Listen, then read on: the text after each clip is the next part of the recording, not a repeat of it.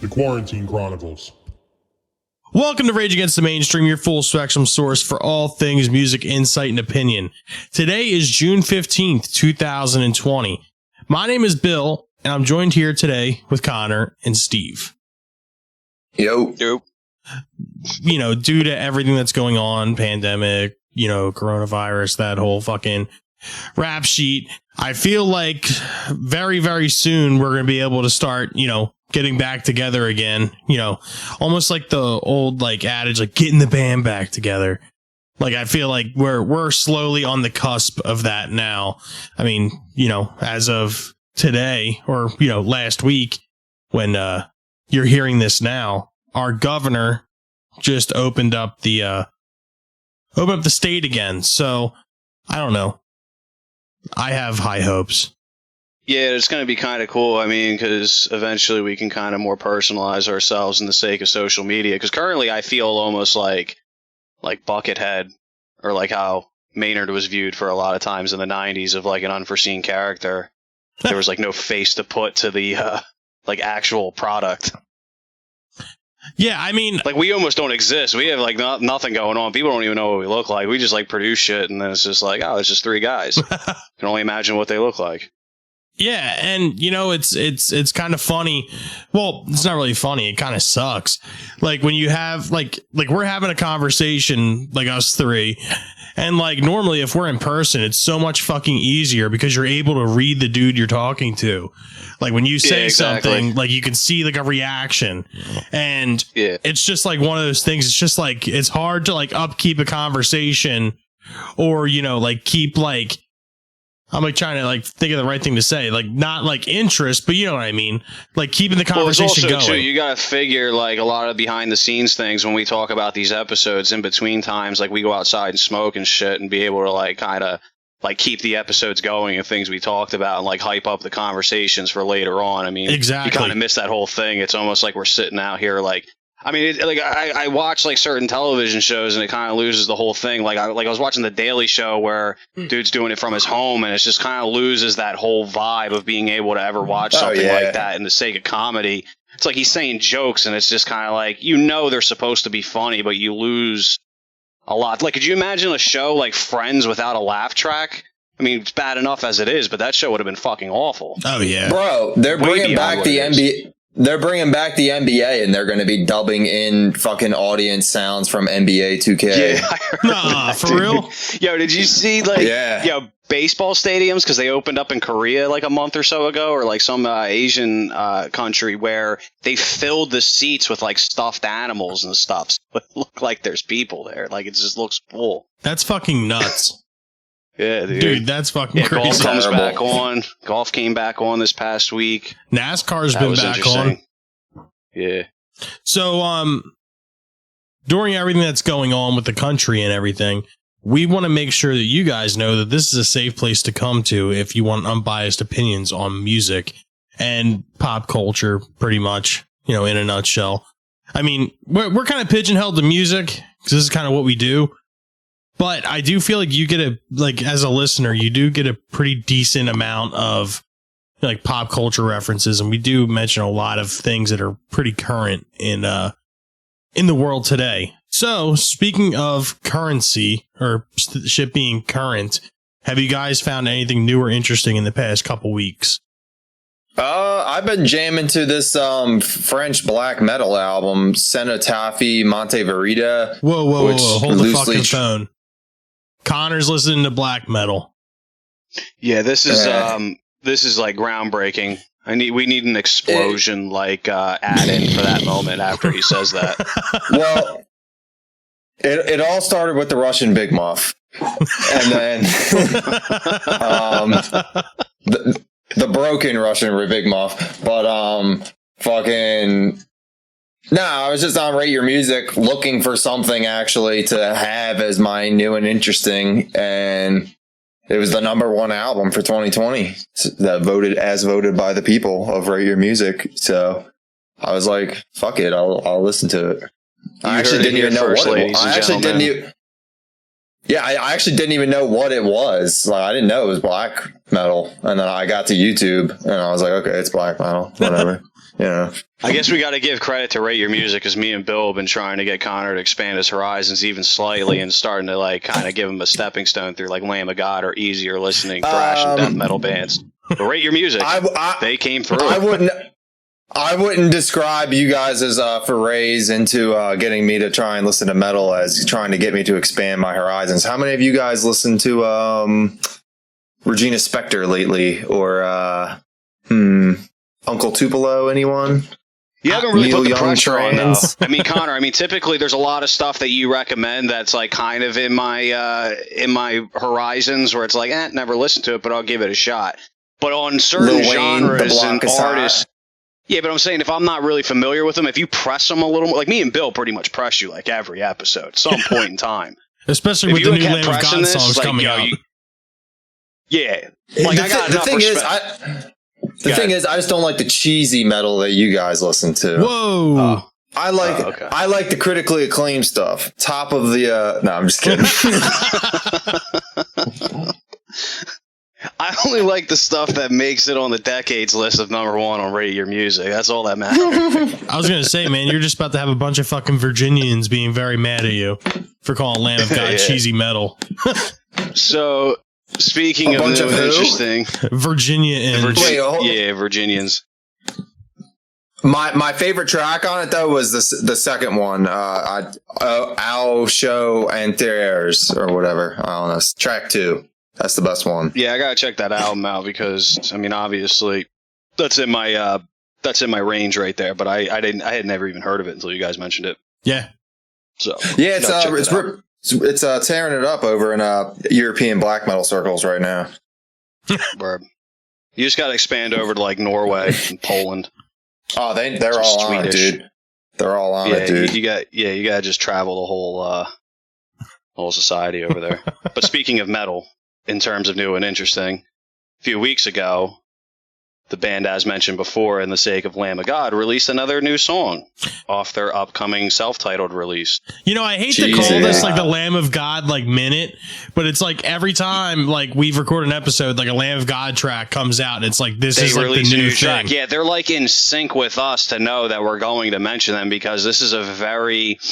it's a new drummer. It's kind of like taking the sound away from like where they were before, kind of progressing back into like a more traditional Lamb of God sound. But I'm going to say, man, in the sake of not having to keep mentioning them every time, but that new song was absolute garbage juice in my humble opinion. Yeah, I thought it sucked. I wanted to give it every chance that I could, but yeah, I just couldn't do it.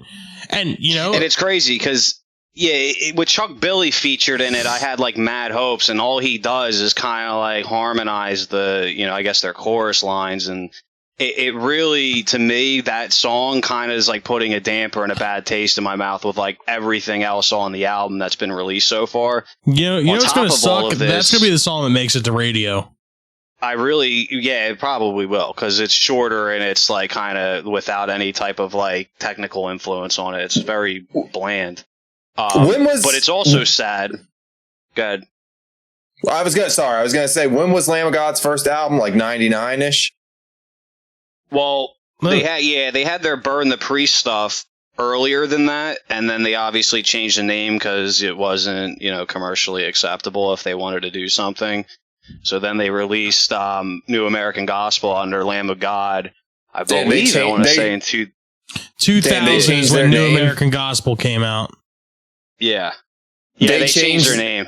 To appease the corporate overlords? That's lame. Kind of, yeah, in the sake of that. But here's the thing, though, because in the midst of their hiatus before Chris Adler left the band, they did release a cover album under the name of Burn the Priest again. So the name didn't totally die, but they were kind of pressured in if they wanted to like have at least a mainstream following, they weren't going to be acceptable under Burn the Priest. Even Kurt Cobain played Rape Me on MTV.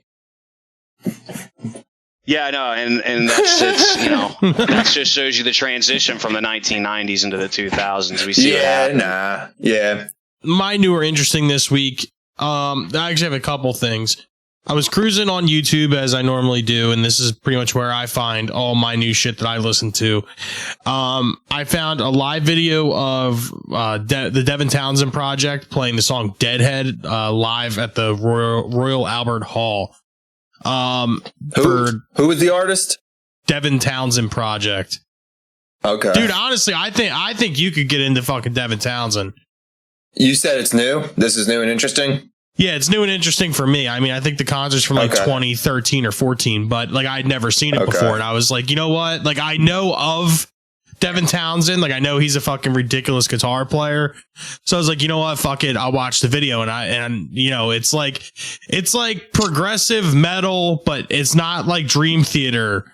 Like it's progressive, but more like ambient and shit, and like it's more like playing on chords and shit as opposed to like shredding the whole time. It's personally, I always preferred Symphony X over Dream Theater. Yeah, it's not like that type fucking like shreddy crazy prog shit. Like it's progressive, but it's not progressive in that type of way. It's just progressive with its like odd time signatures and like changes and whatnot. But next thing I got here. Couple weeks back, friends of the podcast, Alika, released their new album on Stay Sick Records called Descending. The album's badass. They released a live music video, or, you know, a quarantined music video last week. And that was pretty cool. They're going to be doing more videos and stuff, you know, as me and RJ have been talking. And hopefully with the newfound freedoms that we have, maybe we could finally get them, him and Danny on our show to finally give away their fucking merch that people have been waiting for since like the end of February. Remember that? Yeah, that is crazy, dude, that we announced the fucking giveaway and had mad people. Like, it almost seemed like it was straight clickbait and like, you know, like follower bait and shit. Yo, like this and, you know, follow us and blah, blah, blah. Oh shit, sorry. Like, nah, it's not happening. It's like we planned the entire quarantine to avoid this giveaway. Dude, this is totally our fault. It's just funny, you know, because like I remember when it started coming down to crunch time and I was like, all right, are we going to do this or not? And then RJ texted me. He's like, dude, we're on a fucking lockdown down here in Maryland. Yeah, and I I'm remember, like, what? yeah, they bailed like, cause everything had just started. He's like, we are on a full blown stay at home order. And I'm like, what? And then it was like the next day, New Jersey shut down. And I'm like, oh shit. Yep. But that leads us to today. Yes, I guess that wraps up my new or interesting for this week. Check out Alika and Devin Townsend. I do want to take the time right now to tell everybody that as of today that this podcast is being recorded, we have now reached 4,345 total downloads of all time. Insert clapping track. We're 1/100th away to, like, if we could get a gold certificate from downloads, we're 1/100th there. I would love to see if we get an upstroke and any listeners from France or the French Quarters up in Canada for the possibility of mentioning this new release here. Well, actually, I they didn't seem like super commercially successful, so this might be a nice little bump for them. Our a little refresher. 4,000 downloader base here.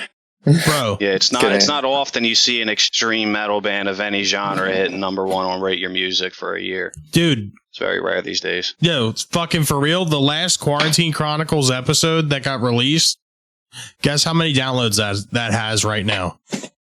How much? What, the last one? The last one we did. But 326. Damn, shit's bumping. Nice. Dude, nice. I've been saying it. We're on a fucking roll right now. People are digging this shit. That's 1/10 of the 9/11 casualties, bro. Thanks for the comparison, dude. Yeah, for real though, I kind of like want to keep that in. That's fucking funny, dude. I was originally going to cut out the whole fucking "this is how many downloads we have" thing, but yeah, not to make light of the situation, but it's a big thing to compare shit to. Yeah, shit's fucking great. That's awesome. Well, speaking of 9/11, which happened in history, how about we do on this day in music history? All right. So, you know what? Okay. I'll start off with 1979. You can have 1989, Connor. Sweet. So Sad to lose Joy 1979. Division. I said sad to lose Joy Division, but I'll take it. Oh wait, I'll do Joy Division. I want to do Joy Okay, Division. you do Joy Division then. Yeah. Connor's definitely taking Nirvana. I'll take Joy Division because I'm looking at the Yeah. other ones. I'm like, the only one I really find interesting at this point is. Sure, you don't want to do 2016, 1994.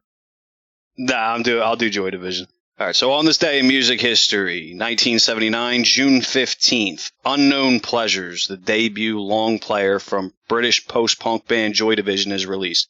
Although it does not chart, it becomes hugely influential and is widely critically acclaimed as one of the defining albums of the post-punk era. It's this actually, Connor, you actually got me heavy into Joy Division because I was really turned off by them, I think, when I had first started trying to listen to them, and then I watched that, the biopic Control.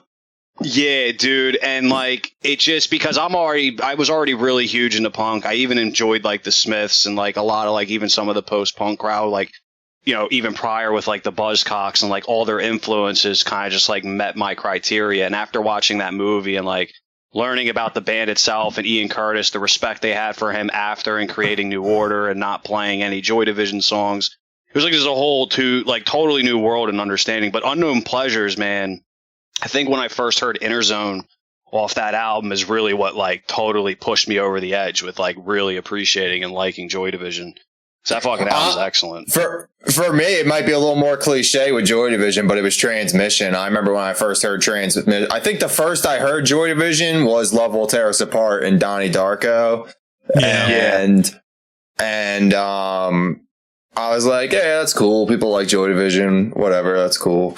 And then I thought of them basically as like a proto Cure, and then when I heard Transmission around the time, I think I heard Shadow Play soon after I saw Donnie Darko, the Killers cover of it.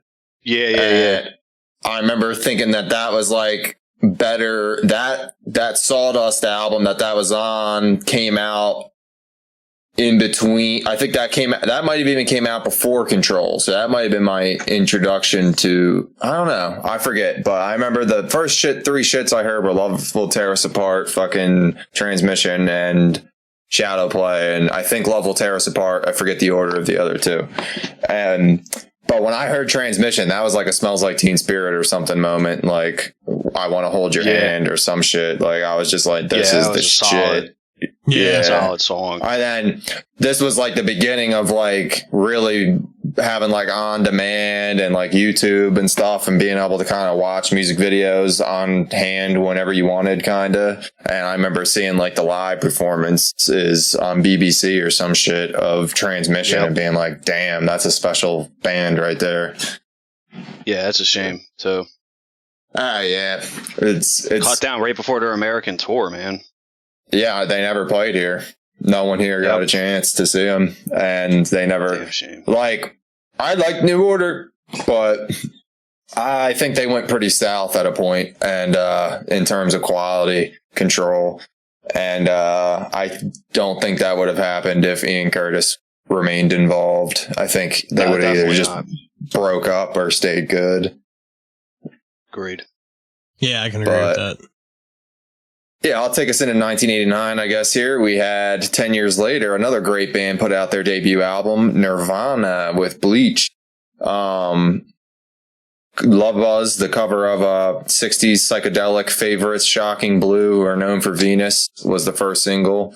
Love Buzz was actually an early Nirvana song for me that got me into them because I had the greatest hits first. Love Buzz isn't on it. And I wanted to get the albums in order of when they came out. So I got Bleach first after the greatest hits. I had that before Nevermind or In Utero. And when I heard Love Buzz and then I realized it was their first single, I was like, why the fuck wasn't this on the greatest hits? Like, the way the guitar comes in the beginning of Love Buzz, like, I'll never forget, like, that shit was like, damn. Yeah. It's Yeah. Kurt Cobain doesn't do stuff like that every day, like or didn't. Yeah, I was gonna say he doesn't do anything now. Well, that's some licky material there in the beginning of Love Buzz. Bleach has always been my favorite. Like, yeah, that album too. It's funny because like I obviously had the huge, turn off with Smells Like Teen Spirit, and I was just like, oh, Nirvana's another one of those just pop culture bands. Everyone knows this song, loves this song. It's kind of getting overplayed at this point. And then I heard Radio Friendly Unit Shifter, and I was like, oh, okay, this band's not totally trying to be a fucking commercial sellout band. And I obviously listened in utero, and then I went back and like listened to Bleach, because Bleach, what really actually got me into Bleach is when I heard the About a Girl version on obviously the intro for their Unplugged, and obviously wanted to listen to the studio version of it. And then when I listened to that whole album, it's funny, I didn't know that was a cover song. I had no idea Love Buzz was a cover song literally until I want to say a month ago when I saw something posted about it, and I was like, what am I, fucking retarded? Like, how did I for this many years I had no clue. No bro, fucking that clue. That song was the B-side of I'm your Venus, I'm the fire, your desire. Yeah, I had no fucking clue, dude. It was So literally the fucking B-side of that, I think. Like, I was always like, how they picked that song and turned it into such a banger is like beyond anybody. Like, that's funny. I wish we could take a poll and see how many people know that, because I'd probably know a few people that had no clue that was a cover, and especially the band. Yeah, especially the band that that actually wrote the song. That's even more fucking funny. That's the only cover they had on a studio album. Yeah. Huh. I mean, they had covers on Incesticide, but yeah, and obviously the Unplugged, but that's not studio there. Yeah. Speaking of bangers, 1994, the Disney film The Lion King hits theaters. A runaway hit. The movie takes in over $300 million in 1994, second only to Forrest Gump. The soundtrack goes diamond, obviously with the lead single Circle of Life by Elton John. It goes diamond, which means over 10 million copies. It's a record for a soundtrack to an animated film. It's crazy how Go ahead. You're good. Go ahead. I was going to say, that's just a universally liked film. Oh, yeah. I don't think I've ever met anybody that said they don't like the original Lion King. Yeah. It's crazy how it made 300 million, and that's like a huge hit in 94. And now, like, if a so-called blockbuster movie only makes $300 million, it's like a commercial failure. They break even pretty much. Yeah, dude. Well, wasn't the last two Avengers movies, like, wasn't the budget for that like $3 billion or something? Or didn't it make $3 billion? It made $3 billion worldwide, I think. Let's put this in perspective. Yeah. So, Avengers Endgame, released in 2019, obviously. The budget, $356 million.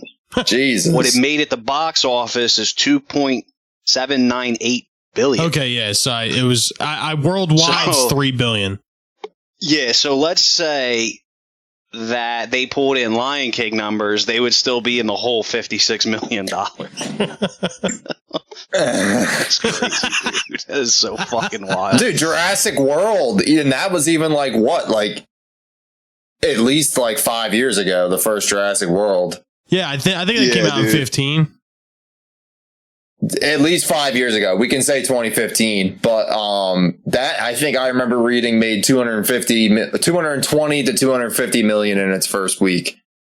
So like Star Wars The Force Awakens that came out in 2015, budget was $306 million. They made $2.068 billion at the box office. That's a steal for them. They made Abrams and company would have been in the whole $6 million with Lion King numbers. Fucking wild, dude. All right, 1999, June 15th. After a 7-year recording hiatus, Santana released the album Supernatural, which goes #1 thanks to the hit singles like Smooth, Maria Maria, and Put Your Lights On. It's the first chart-topping album in 28 years. I didn't realize Maria was from that album. Maria, Yeah, dude. Maria. Dude, I remember that fucking song. I remember that in Smooth. I thought that shit was newer. Is that the one that's got that? Yeah, that's that song. The one that got sampled like a year or two ago? Yes. Okay. I thought that was like he came on and did that. Like I thought that was new. Dude, I remember MTV and VH1 back in the day played that video for Smooth like on steady, fucking repeat, dude. Dude, you know what's funny? That was a huge hit, and I was 6 and I remember that shit. Dude, when I was cruising through fucking YouTube when I saw a Devin Townsend project thing, I actually saw Rob Thomas playing Smooth at fucking Red Rocks. And like it was like a Rob Thomas concert. And I was like, how the fuck does Rob Thomas fucking sell out Red Rocks? Like, how does that happen? And then he plays like some like goofy ass fucking plays some goofy ass like acoustic version of Smooth. And I was just like I was let down. I'm not gonna lie. All right. So I guess I'll take us into 2016. Jimmy Page takes to the stand in a trial where he is accused of stealing part of the song Taurus for the intro to Stairway to Heaven. Led Zeppelin played on the same bills with the band Spirit, who performed Taurus in their sets, but Page says he never heard that song before writing Stairway. The jury ruled in favor of Led Zeppelin. Yeah, because how are you not going to rule in favor of Led Zeppelin? Yeah, they're kissing Led Zeppelin's ass just like everybody does. Jimmy Page is a pedophile. It's all a bunch of bullshit.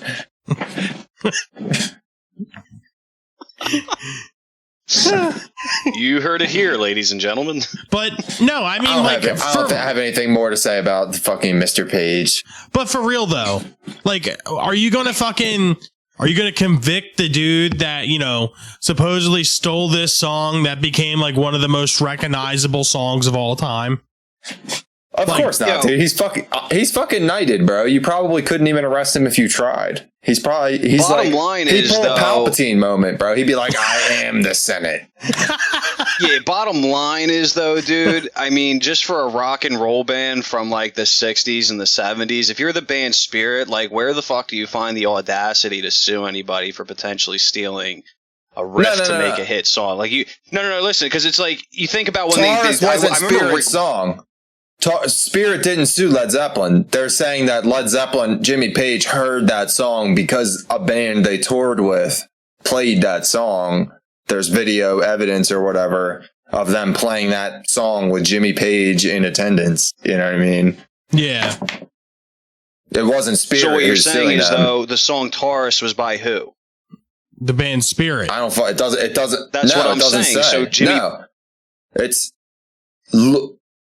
Yeah, it says Spirit who performed Taurus in their sets. It doesn't say that Spirit wrote the band. Oh, okay.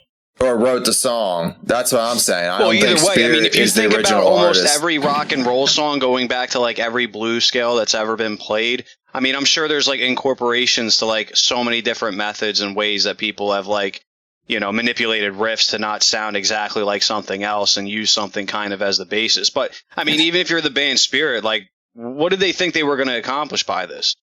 I don't know, man. I think they should throw the book at Jimmy. Fucking, if anybody steals anything from Led Zeppelin, fucking Jimmy Page is on the case, fucking crying to the fucking Queen about how someone stole his fucking art, and if Led Zeppelin steals, it's just like, oh, it's fucking blues, mate. Fucking everybody takes from everybody. Like, but if someone like, yeah, man, fuck Jimmy Page. Moving on to 2017, a year later, Jay-Z becomes the first rapper inducted into the Songwriters Hall of Fame. Now, I don't agree with this at all. I don't like the fucking Hall of Fame anythings, dude, because I feel like they always fuck everybody all the time. Like, are you kidding me? Jay-Z is the first rapper to be in the Songwriters Hall of Fame. Like, what the fuck has Jay-Z done that was so fucking important? Where's Chuck D? Where's fucking Tupac? Grandmaster Flash? Are they in Where's there? fucking Tupac, Biggie? like Run DMC, like Ice Cube. I mean, they're in there now, I think, but yeah, I mean, yeah. Yeah, but for Jay-Z to be the first, like, dude, that's just ridiculous. Jay-Z becoming the first is ridiculous. Okay, yeah, I was thinking of the Rock and Roll Hall of Fame, is Songwriters Hall of Fame, but fucking regardless. Anyway. Yeah, any Hall of Fame that had Jay-Z as the first, Jay-Z wouldn't even be in my Rap Hall of Fame. That's facts. Like, he's commercial ass rap. Like, so he has some good hits and good radio fodder or whatever, but he's not like a Tupac. He's not a Biggie. He ripped off Biggie. That's how I look at Jay-Z. He's like the Nickelback. Like, Nickelback is to Nirvana and Pearl Jam as Jay-Z is to like Wu-Tang, Raekwon, and Biggie. That's how I look at it. That's bold.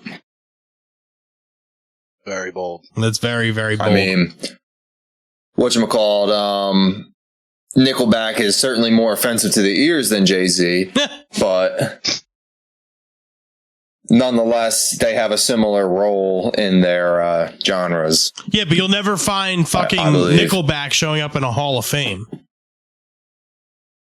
Yeah, definitely not. No. I mean, in the sake of Jay-Z, like, I mean, he did have some really good albums in the 90s. I think I like everything pretty much up until the Black Album, ironically enough. Whatchamacallit? Yeah. But, like, to be the first rapper, I mean, I don't even know who's in the Songwriters Hall of Fame, and, like, same thing with the Rock and Roll Hall of Fame, like you guys have been saying, is, like, just kind of being a pedestal for greatness, which really doesn't mean shit to me, in my opinion. But at the same exact time, like, if you're inducting a rapper into something, it even becomes notoriety to say, like, we're inducting a rapper for the first time into this whatever prestigious honor. I mean, if you think of the plethora of rappers that we all named prior to Jay-Z that ain't fucking in there, before he got in there, bro, I mean, that's a little we're ridiculous. talking about 2017. There's so many other rappers that had come after Jay-Z that could have been in there. At this point in time, yeah, dude, they have, like, the entire fucking layout for rappers of, like, who to go through and pick. Half of Wu-Tang should have been. Half of Wu-Tang Clan should have been in there before fucking Jay-Z. Like, how the hell was especially for songwriting? Yeah, for songwriting how purposes. The hell was RZA not there before Jay-Z in the Songwriters Hall of Fame? Because the Hall of Fames are all fucking scams, dude. RZA wrote the songs, performed the songs, and produced the songs. Like, I'm pretty sure, like, 2017 though, too, ironically, is like when Jay-Z became super relevant again for some reason, like having his kid and being with Beyonce. And yeah, dude, he's just kind of like sticking his neck out into the limelight every 3 years. He's like a fucking groundhog. He just comes out once in a while. Dude, Jay-Z is like Citizen Kane. Jay-Z is like the little, like, poor boy who got, like, fucking shown the way by billionaire ass motherfuckers and then became evil himself. And he doesn't know about Rosebud anymore. That's the problem. You know, I saw a Jay-Z joke the other day. Jay-Z is the Anakin Skywalker of the rap world. I could agree with that. I saw a Jay-Z joke that was pretty fucking funny. It was like, Jay-Z's the type of motherfucker that has his lazy boy at his house engraved with Jay-Z boy, and he walks past and thinks, man, you crazy for this one. That's the line, dude. Yeah. But, all right, so that kind of wraps up on this day in music history. We got a little sidetracked here, but going back to the first thing that we had was, we're talking about Joy Division and obviously the vocal stylings of Ian Curtis, which, brought Joy Division to what they were. Ironically, we kind of hit the main topic with Ian Curtis already. Exactly. Like, we talked about New Order and he would have stayed with them and shit. So the topic this week is, if, a prominent figure in a band didn't die, what do you think would have happened to the band or the artist? Obviously, you heard earlier about, how we feel about Ian Curtis and Joy Division and what would have happened with that. But we have a list of other ones, and, like, obviously this isn't a definitive list, but, we can come up with others as we go along. So, I guess I'll start off here and fucking grab one of the obvious ones. If Cliff Burton didn't die in the bus accident, I don't feel like Metallica would have released an And Justice for All. And I definitely don't feel like they would have released a Black Album. I think if Cliff Burton never died, I'm just going to be real quick with this. I think Metallica would have probably stayed like, basically like kind of like more like Slayer or like Anthrax or like something. An underground They might have been. I still think they would have been the biggest, and they might not necessarily commercially, but just like they would have stayed like consistently good, kind of. You know what I mean? Like more so than Metallica has, because they wouldn't have had that huge branch out effect. Exactly. Yeah. Go like ahead, Slayer Steve. never went really against their sound. They were just very redundant and like kind of giving you the same work, like almost like Motorhead, same album, same style. Just that's what creates it was fan like bases, consistent though. quality. Yeah, exactly. But that's what I'm saying. Like, that's why a lot of Slayer fan bases, you don't have those arguments constantly about like, oh, these albums are bad, these albums are good. You never really hear about that stuff. Yeah, like when people Slayer who like released Slayer Christ just Illusion, like Slayer. Yeah, like when you heard Christ Illusion came out, people hated on the album, but everyone went back to their days. Nobody constantly brings up Christ Illusion like Saint Anger. That's true. You know, like that those topics don't ever get brought up. The only other thing too is like you think of the progression of the band from Kill 'Em All to Ride the Lightning to Master of Puppets. There's obviously a progression in their songwriting and, you know, just musical abilities in general. Now, I don't see Cliff as like the fucking like the progressive type guy. I mean, I feel like we could have had like an And Justice for All, but it wouldn't have been, I guess, like as progressive, or it probably would have been as heavy, but the songs probably wouldn't have been fucking ridiculously long. Like, I'm sitting here with the fucking vinyl here. It comes on fucking 2 discs. There's 4 sides to this motherfucker because the songs are so long. Like, I don't feel like that shit would have flew in that band if Cliff Burton didn't die. Well, see, I'm curious too. Well, I was going to say, because the driving influences behind that band were obviously like Lars and James, and then you could kind of say like Cliff and Kurt had their say as much. Especially in the early days. But I'm curious because, I mean, you figure even after he died, they still had the writing ability to go make And Justice for All, which isn't a far stretch, really, if you think about it, compared to the Black Album from, like, Master of Puppets. Yeah, but you think about Master of Puppets. The Black Album's released. Yeah, but you think about Master of Puppets to And Justice for All.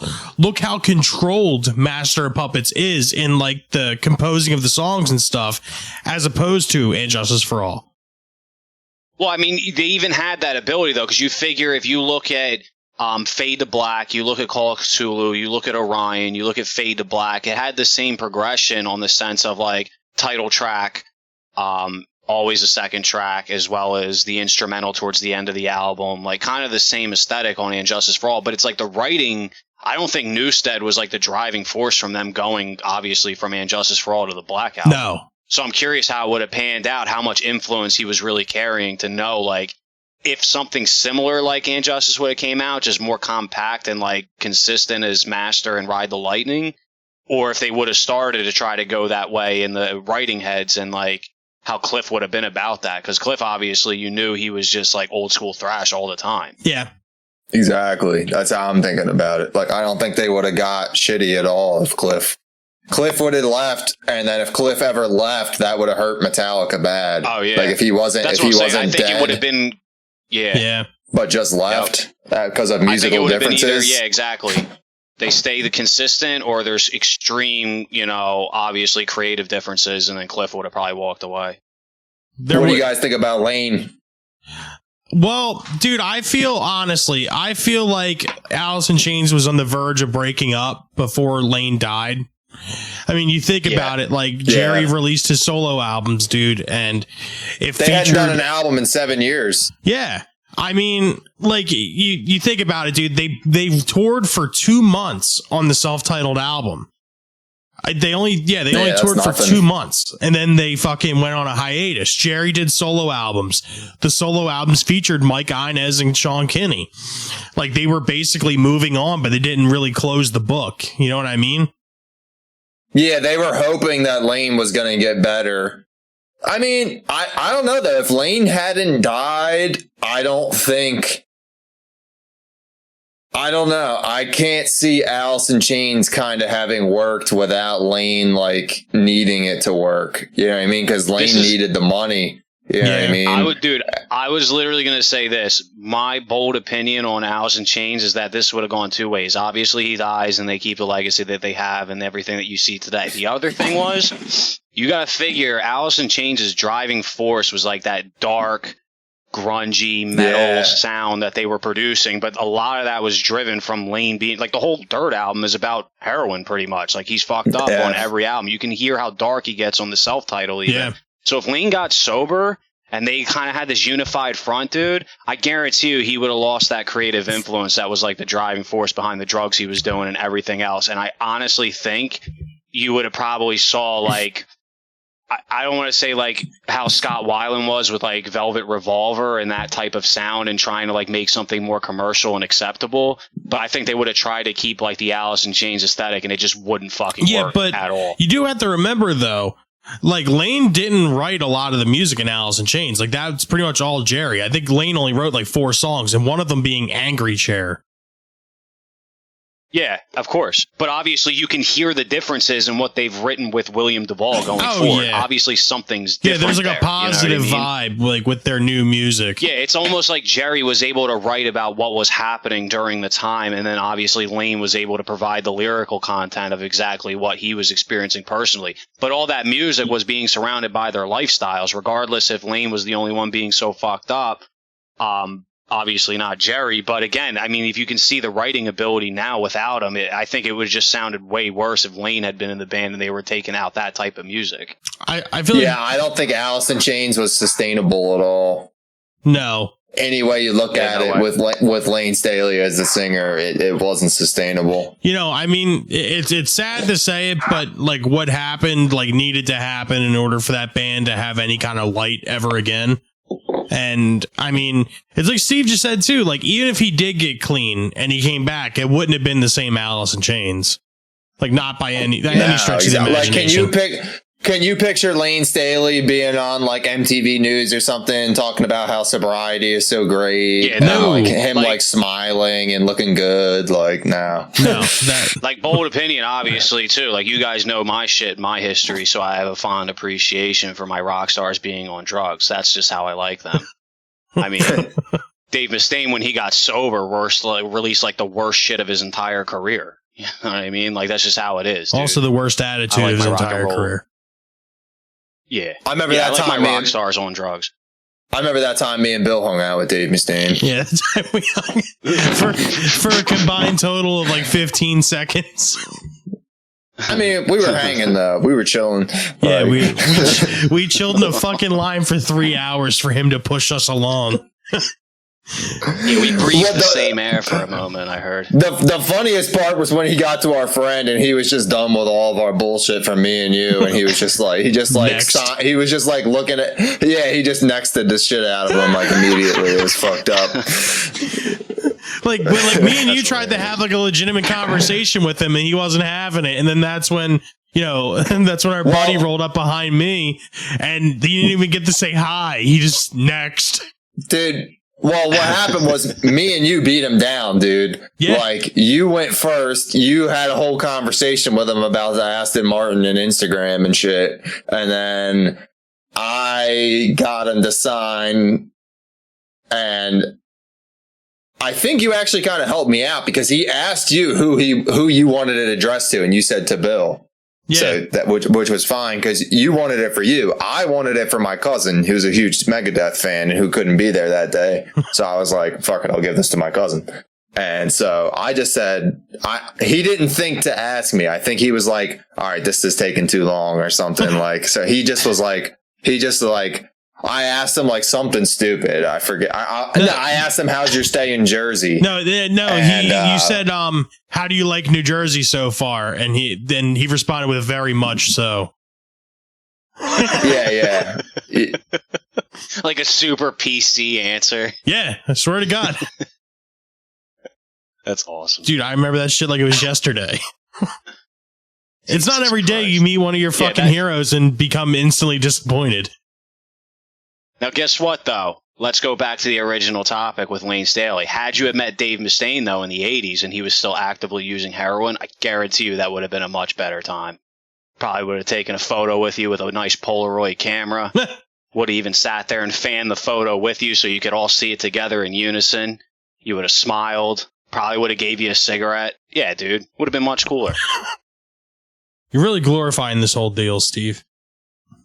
It's true, though, man. I think about Bill Hicks all the time, a comedian. Like, you just get, like, rock and roll musicians, man. If you think all the way back to the 60s, even the 50s, man, like, it is what it is. The best artists are on drugs. Speaking of artists on drugs and going back to Jimmy Page for a second here, what do we feel like would have happened to Led Zeppelin had John Bonham not died? They were already tanking, man. They would have broke up like within 3 or 4 years. You think so? You think they would have put out one fucking shit album and then it would have been over? Yeah, I think whatever they had in the tank after Into the Outdoor wasn't really going to be a killer. Yeah. I think obviously they would have kind of like went like the Rolling Stones route. Like they would have probably just pumped out tunes. They would have been super bitter. There would have been hiatuses, but I think they would have became more of like that prestigious live act that you're paying way too much to fucking see. I agree. Yeah, I could see that. I don't know. Yeah, dude, watch interviews with Jimmy Page, dude. He's just like, you're just like, God, fuck this dude. Dude, you couldn't get them in the same room together, dude, for anything. Like after Bonham died. I mean, I think the first live performance was Jimmy Page with like Derek and the Dominoes or Eric Clapton. Yeah, it was with Eric Clapton, and they did fucking Layla, and you should have seen him on stage, dude. He was just so fucking... You got to watch the live version of it. He's so fucking out of it, dude. He plays the solo fucking awful, too. He totally ruins the solo. Don't quote me on this, but I wouldn't be surprised if John Bonham figured out Jimmy Page's fucking pedophile shit, confronted him about it, and then Jimmy Page fucking killed him. And then John Paul Jones and Robert Plant were like, all right, we can't really be fucking with Jimmy anymore. He's fucking wild. And yeah, he totally killed somebody. Yeah, we can't do this. So it's either okay. So those are the dynamics. It was either they release a few poor albums and they continue to tour and not have such a good daunting to career, or Jimmy Page murders John Bonham over finding out he's a pedophile. Those are the only two options. We can come to Resolute with Led Zeppelin. Led Zeppelin is some dark shit, bro.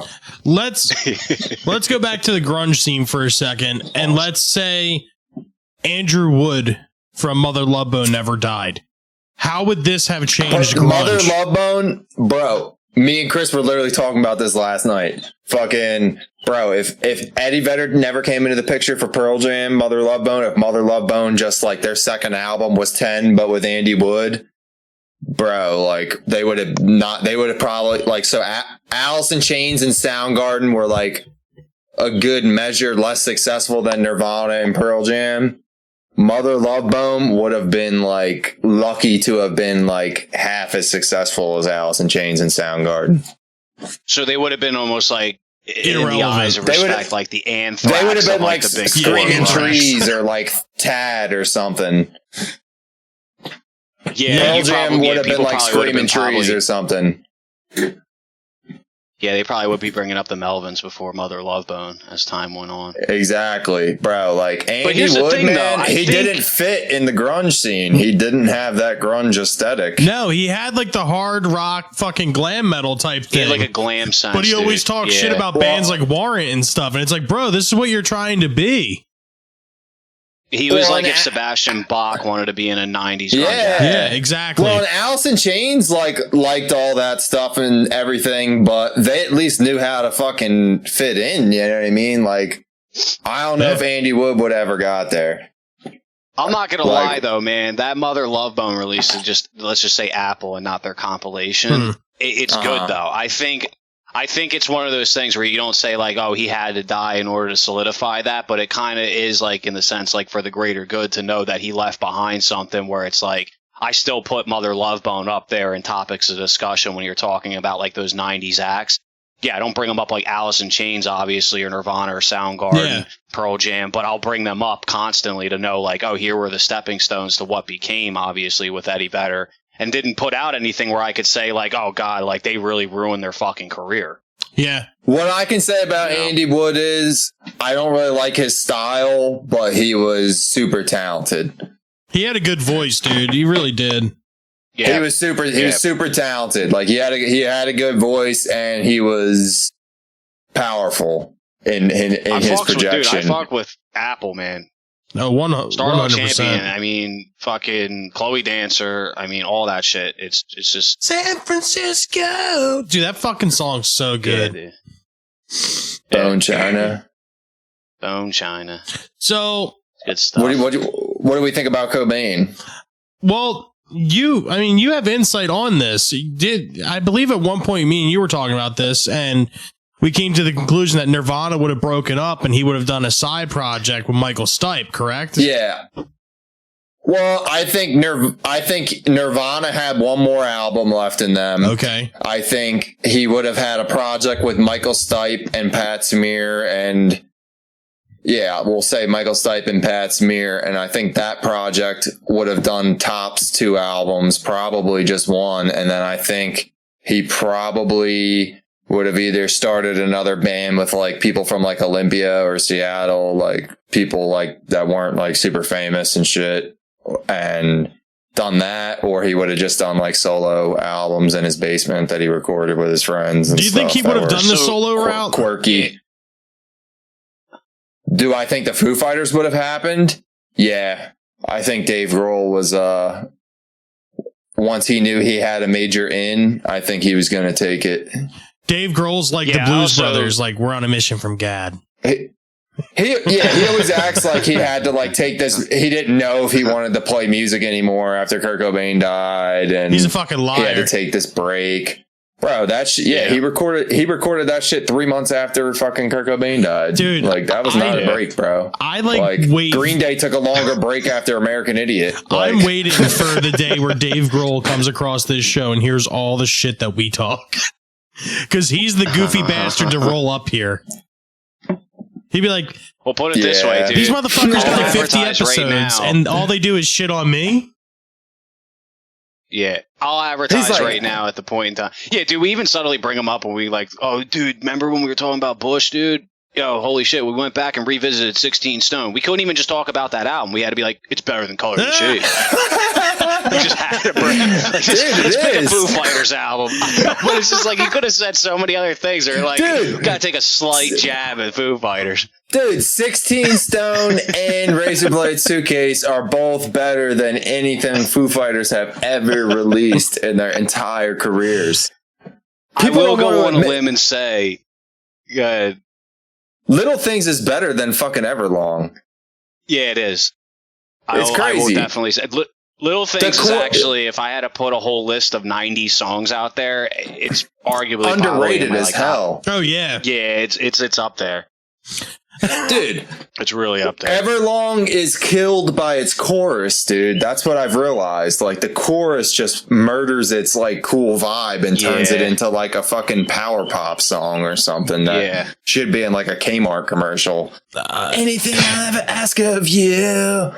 That's a Christmas like song. Like how Kmart will play like 45-second clips of songs just so that they don't get sued and they're able to keep a radio station going on while you're stocking shelves. I'm pretty sure that part alone is what they're able to like put into their 45-second block, and that's all you get to hear of that.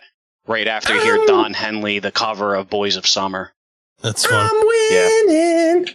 So, but I will say though, if Dave Grohl wants to throw us free tickets, that's probably the only way you'll see me at a Foo Fighter show. Yeah, dude, I think that would be prices are outrageous.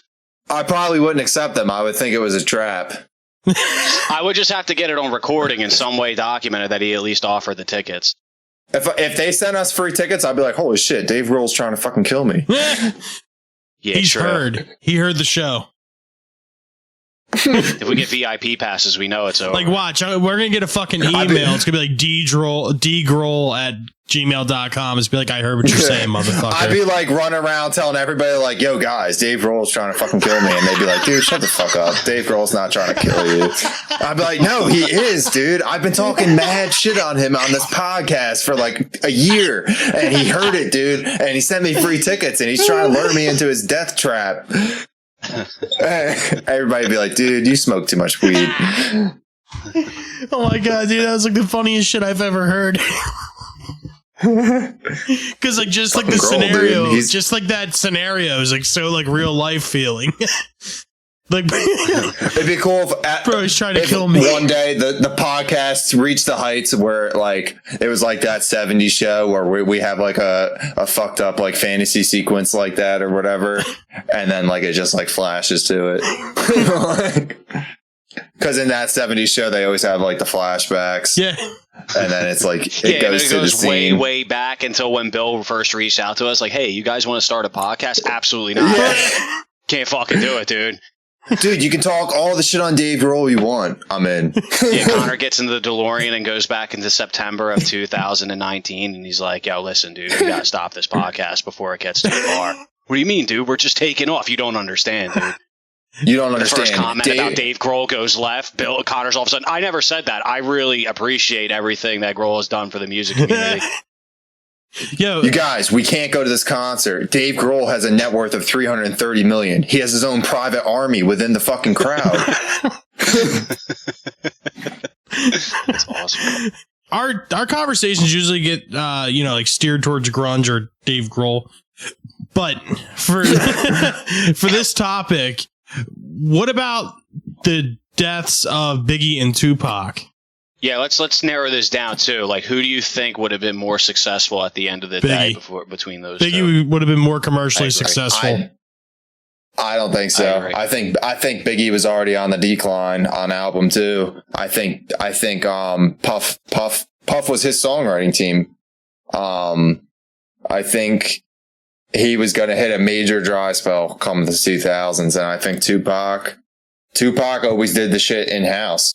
Like Tupac had a history of doing that. Tupac has so much more good material than Biggie, and Biggie was already like everyone knows that. I mean, most people say that Life After Death is like worse than Ready to Die, and it's a double album. Like you couldn't squeeze together. I think there's 14 songs on Ready to Die. You couldn't squeeze together 14 songs from both discs of Life After Death and make a better album than Ready to Die. But Tupac was like good all the way up until he died. I mean, and then even after he died, he had like four good remember how we albums. go back and we talk about like the 90s and like the transition with like Kurt Cobain being like the final straw? I think Tupac would have carried that weight in saying like he wouldn't have been so much more to uniform into like a more commercially successful sound. I think he would have been the difference maker because obviously being with Bad Boy Records, I think Diddy would have had Biggie kind of like there would have been a lot of creative differences there, but I think Biggie would have been easier to manipulate into transitioning his sound to be more radio Biggie friendly was manipulated. than Tupac would have. That's what I'm saying. So I think in the sake of like commercial success and albums sold and like popularity through the radio, I honestly think Biggie would have had that, but I think Tupac would have been the one overall, like in hindsight, to say like which one was better, which one was like more of a fan favorite. I think Tupac would have had like more of that underground consistency to that, not to the extent what Biggie would have had through fucking Bad Boy. I think Biggie smartened up after Tupac got killed, and he started to realize something funny was going on, and started asking questions, and someone he knew wasn't a good person and told someone else, and it went south for his ass. Because there was no reason Biggie should have died. It doesn't make sense. No. Yeah, but if you take that out of the mix, though, of Tupac getting killed, I mean, then you just have to put it on the parallel of what exactly they were both doing at the same time. Watch the interviews in between when Tupac died and when Biggie died of Biggie. And you see that he's just like, this shit is crazy, yo. It's wrong. Like, whoever's out there, like, dude, like, Biggie didn't want anything to do with, I think at one point he was involved with, like, anti-Tupac shit, but he realized that he was, like, a pawn. You know what I mean? And he was, like, the face of the whole thing as this pawn. And he said, fuck this. Like, you gotta think, Pac and fucking Biggie knew each other. They were fucking big. Tupac used to let Biggie sleep on his couch when he lived in fucking New York. Yeah. You know what I mean? It's sad what happened to them. Cause I think really, like, best case scenario, they would have completely buried their beef and made peace and worked together. And that would have made Biggie more real and Tupac more skilled, probably. It would have been beneficial for both of them. I like that scenario. Yeah, I would like to think that that's what could have happened. I think it could have easily happened. I think Dr. Dre was the ill influence, and Suge Knight with Tupac, and Puff Daddy was the ill influence with Biggie. Suge Knight being an ill I'm really influence? curious No way. too, because you think about too, like that whole difference in dynamic between like West Coast and East Coast hip hop too. If you were able to have those two unify, I wonder what like the sound of hip hop would have became like going forward into like the early 2000s. Oh yeah, it would have changed. Because if you were able G-Funk- to really transcend beyond that whole fucking separation between like West Coast gangster rap and then obviously like the East Coast rap throughout New York and as well as LA and shit, like going back and forth, there was always different sounds between like West Coast style, East Coast style, and the differences in rappers that went all the way through to like, you know, you went forward with everything Dr. Dre did and then coming over with Eminem and then obviously everything Mobb Deep was doing and Nas was doing and Jay-Z was doing out of the East Coast. But that was all based on the premise of what, you know, Pac and what fucking Biggie laid out. So if those two had been able to go forward and like settle those differences and like make music Been together, like elder figures in the rap that could have dude. checked people when they because even put thinking out that the vibe between the bullshit. producers, man. Like imagine Diddy like doing like West Coast rappers, fucking even Suge if like he wasn't the way he was, being able to do some East Coast styles. I mean, like that could have been totally different. Dre, all that shit. All signs point to Tupac and Biggie. Tupac thought that Biggie tried to kill him. That was Tupac's only problem with Biggie. Yeah. All signs with Biggie point to he may have been involved with people that didn't like Tupac and were violent about it. But later on, he certainly like he didn't. I don't think he really wanted Tupac to get killed. I don't think he did either. Yeah. I don't think he did. It's sad with them too, because more so than even Kurt Cobain, I really feel like like especially even Biggie, and I'm a way bigger Tupac fan, obviously, but I really especially feel that Biggie didn't have to die. Like, yeah, Biggie got wrapped up, got fucking caught up in this shit. Like Tupac was the target or whatever, but Biggie just got caught up in it, you know. Yeah, I agree. So I guess, do we want to go over any more of these ones? Does anyone have any other ideas? I mean, I see Chuck Schuldner here. I see John Lennon here. I think John Lennon would have been basically like Paul McCartney and George Harrison and Ringo. Like, I think they were all heading on a similar. Yeah, but put they out probably an album every 4 or 5 years. Yeah, but they probably would have had one of the most successful reunion tours ever. But we all know who had the most successful single. Fucking Ding Dong Ding Dong. How could you ever forget? No, I think we should come down to a general consensus. Even if we want to pick ones that weren't mentioned, let's pick one that we think would have been successful and one that we think would have been flopped or unsuccessful. Okay. Bon Scott would have definitely AC/DC. I think either way, whether he died or not, I think they had a good album in them in 1980. And if they would have had Bon Scott on it, it probably would have been even better than Back in Black was. Yeah, they were trajected for greatness. Agreed. For bad, I probably got to go with probably John Lennon, honestly. I don't think he would have done much in the 80s. I think he would have been pretty boring if he kept going. No shit. For me, I would probably, for successful, I would probably have to go with Cliff Burton. I feel like Metallica could have had maybe not like as a commercially successful career, because obviously I think Cliff Burton would have put the fucking kibosh to the Black Album. That probably never would have happened.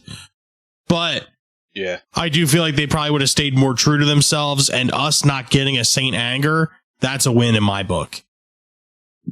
Absolutely. Yeah. So better, and then probably a tank would have to be Lane Staley, like compared to what we were all saying. And with him not having like the drug, like his drug issues and everything, and his personal demons, with him not having them, I don't feel like he would have been as convincing as the singer for that band. And honestly, if they had ever gotten back together, I mean, you have to think about it. Jerry was having a successful solo run. Like, he didn't have to do Alice in Chains again. Like I even heard there's talks now of him doing another solo album. Jared Cantrell? Yeah, fuck yeah. Yeah, I think I actually read that too, yeah. Because Alice in Chains If he is supposed wants to to, start I mean, recording why this not? year. Well, and Alice in Chains, dude, when did Black Gives Way to Blue come out? Like 09 or something? Something like that. Let me look it up here. Dude, they've been going since before that and ever since. Like they started playing shows again in like 2005. And then the album came out in like 08 or 09. Like they've been going basically since. But they started playing shows again in 05, and I think they started touring in like 07 or something. And they basically been going pretty consistently since 07. Yeah. Like, I mean, with writing, recording, and touring. Black is Way to Blue came out in 09. Devil Put Dinosaurs Here came out in 13. And then Rainier Fog came out in 2018. So it seems to be, you know, like at 4 to 5 years, they're putting out a new album, but they're touring their fucking asses off. But they tour. Yeah. They constantly are here. Like, I believe we've Philly. talked about that before. That's how I know. Like, we've talked about this before. Like, you can be guaranteed that every August you're going to see Alice in Chains in Camden. Yeah. I wouldn't be surprised if we even saw them this August. Yeah. Fucking Alice in Chains is just like the first fucking cockroach band that fucking plays after the fucking apocalypse pandemic. Yeah, not even coronavirus can kill fucking Alice in Chains touring schedule. So what about you, Steve? That's great. The successful one I'm going to pick, I'm going to go on a limb, and just because of where they were in their career, I'm going to say Joy Division had a lot more in them. They really only had the two studio releases. I mean, if you equate Substance as well with all the studio releases that didn't make it on the feature lengths, you know, touring in the United States, like I think they would have branched out and kind of like had the same type of run with a different genre as what you saw with like the Smiths or the Pixies, the Cure. They would have got put into that realm as they progressed into the 90s if they made it that long, you know, as a band. Because even Ian Curtis with all his mental issues, I still think if he lived and didn't hang himself, could have got those things figured out enough to a point where he could have kept going forward. Yeah. That's why post-punk never had the explosion that metal with Metallica or alternative with, you know, Nirvana had, because Joy Division didn't happen. You know what I mean? Joy they Division, literally let the match go out without like lighting other fires, man. They really just totally dissolved with them. Yeah, like they would have been like the Beatles of that post-punk scene, where they were just like the clear leader. You know what I mean? They would have been above U2. They would have been above fucking the Smiths. They would have been above the Cure. They would have been above REM. They would have been above everybody. Yeah. The Pixies were way especially later. If they had made that United States tour and really branched out, then released a third album after getting that much exposure. Yeah, dude. Yeah, dude. I mean, you figure even the 80s as a whole culturally would have been way different if Joy Division kept going, honestly. Yeah. Yeah, if you think Closer came out after his death, so that album they would have been touring for with United States dates, that album would have blown up. And then the cultural sea change you had in the 90s after Nirvana, you would have seen 10 years earlier in the 80s with Joy Division. Oh, yeah. Totally. Like hair metal would have not been the dominant genre in the 80s if Ian Curtis lived, I don't think. Like I think Closer had big potential. Like Closer, it even could have been their breakout in America. Like because they would have probably done a re-release where Love Will Tear Us Apart was on Closer. And the 100%. And the thing about it is too, if that album got huge exposure, the thing about Closer is I enjoy it, but I always go back to Unknown Pleasures. So if you could enjoy Closer, you can go back in their discography and really be like, wow, and like listen it. And then you even get your hands on Substance or even their greatest hits that they released. I mean, you figure their greatest hits they released, they had 2 studio albums, and they have 2 greatest hits albums between Substance and the Best of Joy Division. And they're both fucking excellent. I mean, even all their Warsaw stuff that's released on there. I was just going to say, the Warsaw stuff never even got like released until like Substance or whatever. Exactly. And, And that stuff is like, it's not as plentiful. There's not as much of it, but the stuff that's from the Warsaw tape or whatever is just as good as the shit that's on Unknown Pleasures and Closer. Like, Absolutely. it's different, but it's just as good. Like, it's Joy Division. Yep. So What was your not successful? Yeah. The not successful is going to be an odd one, Bill. You'll understand this probably more when I pick this, but I'm going to say Death with Chuck Schuldiner. Okay. The reason why I'm saying this is because their discography is like 100% complete in my eyes. Every song, every album, it's one of those bands that's just flawless. The issue was with Chuck at the end of the road, Sound of Perseverance got a lot of heat for being kind of like a forced album because he had to release it under his contract. He was doing stuff with the other band he was in, Control Denied, and they were giving him a lot of shit saying that he took a lot of the stuff he had written for Control Denied and used that to be songs for Death. But here's the thing. I don't think Sound of Perseverance lacks in any way. Even if that was the case, he did a fucking hell of a job writing 8-minute songs for a full-length album. I love Sound of Perseverance. The issue is, so do I. I think, like I said, every album that they've done is flawless. The issue is, I think because of that, he would have pursued that more progressive sound where he was just playing guitar and Control Denied. They went with a cleaner vocal style with that band.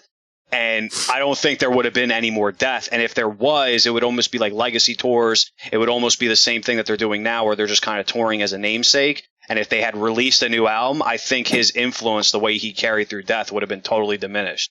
Like every album, he had different members. He was constantly changing like personnel, constantly getting new producers, bringing guys in from other bands. Like it was his brainchild.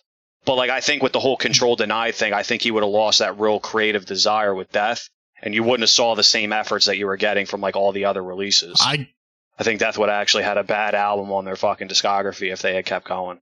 I can agree with that. I can agree with that 100%.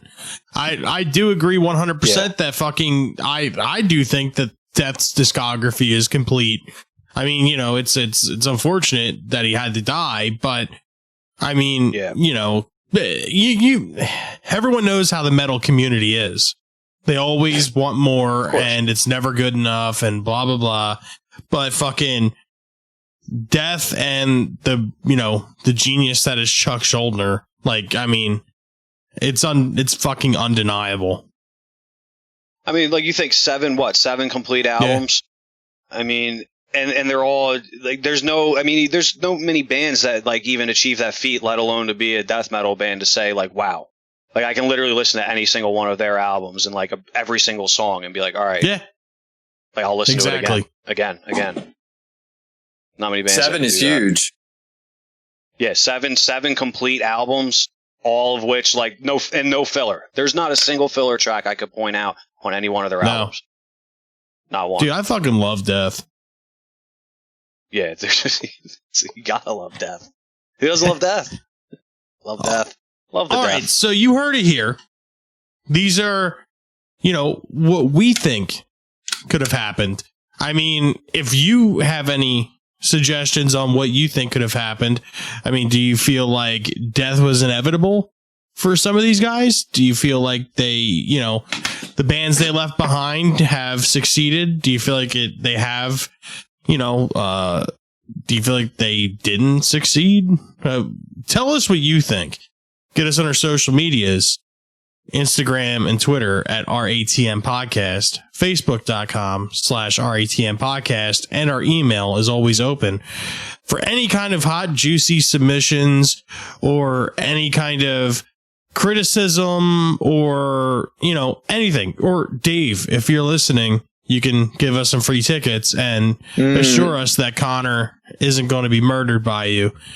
And you could do that at ratmpodcast@gmail.com. But we should label this episode, "Is Dave Grohl gonna murder Connor?" Perfect. If we had episode names, this episode should have been called fucking "Holy shit, Dave Grohl's trying to fucking kill me."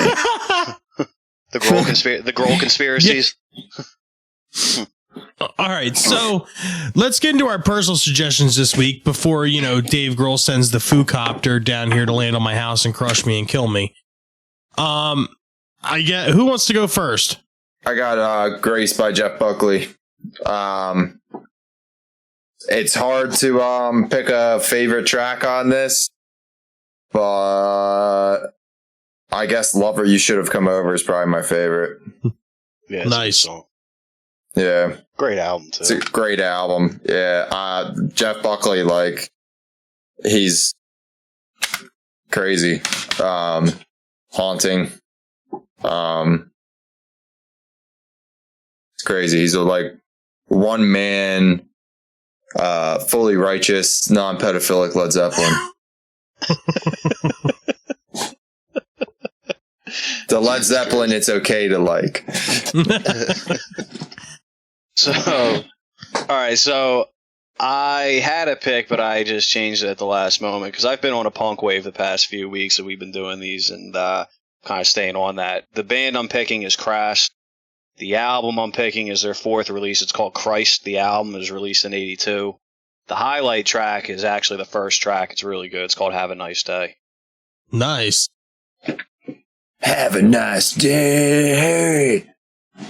There's- I didn't know Bon Jovi covered Yeah. that. Yeah, dude. He really changed it a lot. Talk dude. about covers. Really disappointed with that cover.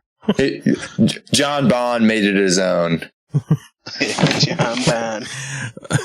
My suggestion for this week comes in the form of the supergroup Down.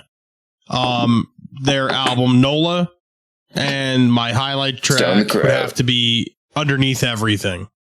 I didn't want to choose Stone the Crow because I didn't want to be Stone- fucking too obvious with it. But, you know, like I was adding songs on my Spotify and I put Stone the Crow on. Stone the Crow's the only Down song I know. That's why I said it. Well, I obviously I put that on my Spotify. I like that song because it reminds me of Backwater by Meat Puppets. Okay, I can see that. Well, I don't know, something about it just reminds me of Backwater. yeah, I put Stone the Crow on my Spotify, and then I was like, you know, I should really give the whole album a shot. And I put the album on, and I listened to the whole thing.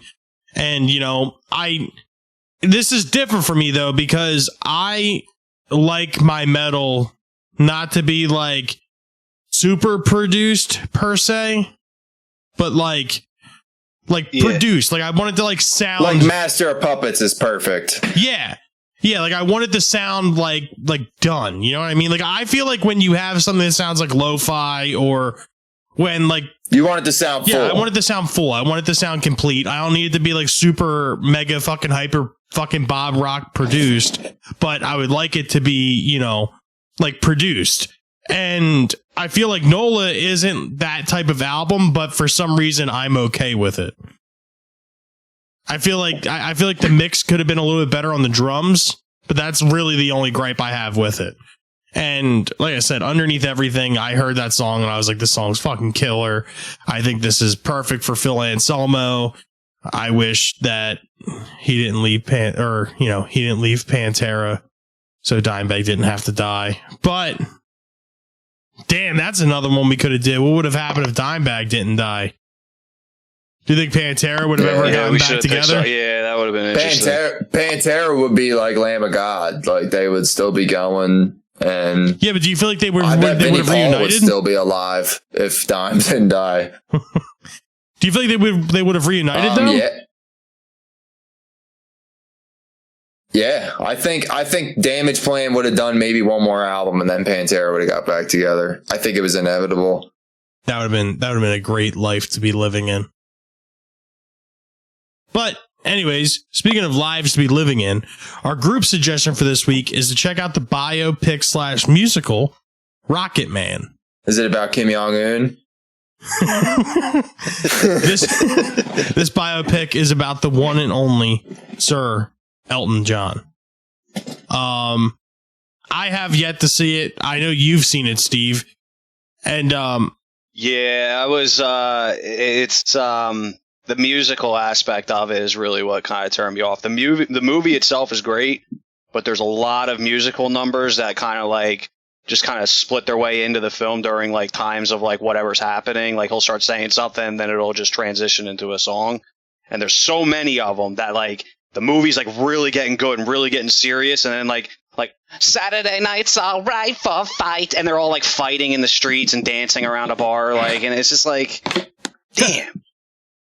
Like, it was getting so good, and then all of a sudden this like musical breaks out, and it totally transforms the entire vibe of the movie. That sucks. Yeah, don't get me wrong though, it's a good watch, but again, like the musicals for me, like they were good, but there was just so many of them. There was so many. Well, I'm actually excited to watch it. I mean, other than that portion or that part about it, it's definitely something I wanted to see. Yeah, it's definitely, like I said, it's definitely worth a watch because you get to kind of see a side of Elton John and like learn more about his story that you wouldn't typically know outside of like a lot of his songs. I mean, even like just Benny and the Jets. I mean, knowing his history, like that song's all written about drugs. Like I didn't even really know what a Benny was until obviously like reading about the song itself. But you get to kind of really see like he had a lot of like different influences like behind like what you hear in his like pop songs. Well, yeah. I guess on that note, that kind of wraps it up for this week. Thank you, loyal listeners, for joining us in another installment of the Quarantine Chronicles. Hopefully, this is one of the last couple that we have to do like this. And, like I said before, if you want to get us on our social medias, you can get us on Instagram and Twitter at RATM Podcast, Facebook.com/RATM Podcast. And as always, our email is open and ready at RATMPodcast@gmail.com. Once again, this is Rage Against the Mainstream Podcast signing off for the evening. I'm Bill. I'm Connor. I'm Steve. Have a good night, guys. Thank you for listening. Hi everyone, Grohl Block Career is a weekly podcast focused on making short episodes about helping you sort things out. We're unique in the sense that we combine both personal growth and personal finance, exploring interesting topics such as setting a goal, mitigating procrastination, mindfulness meditation, exploring the mysteries of sleep, and on the other hand, tips on money managing, investing, and much more. If you are interested, find us on iTunes, Spotify, YouTube, and Twitter at Grohl Block Career. Hope to see you soon.